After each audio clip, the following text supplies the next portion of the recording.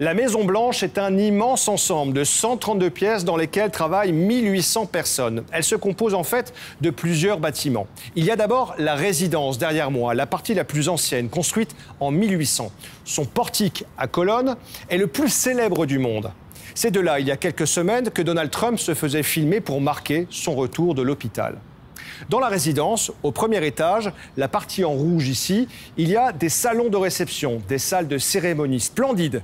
C'est là qu'ont lieu les dîners officiels.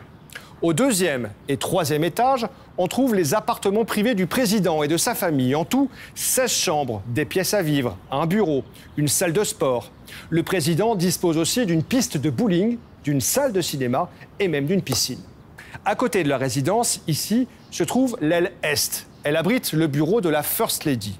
Et surtout, son sous-sol cache un bunker ultra sécurisé qui permet de protéger le président d'une attaque et de communiquer avec l'ensemble des forces militaires américaines.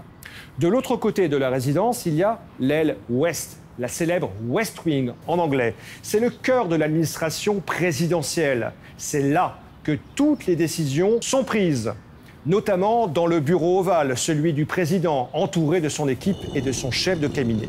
Au sous-sol, la Situation Room permet de gérer les crises. Barack Obama y a suivi l'opération visant Oussama Ben Laden. Autour du président, vous l'avez compris, il y a une énorme machine logistique. Chacun de ces déplacements en voiture, par exemple, mobilise pas moins de 45 véhicules qui l'attendent dans cette allée. Et lui sort par la porte juste derrière. Mais les présidents américains préfèrent de loin l'hélicoptère qui permet d'aller plus vite. Dans ce cas, Marine One, un appareil spécialement aménagé de l'US Navy, se pose au milieu de la pelouse sud.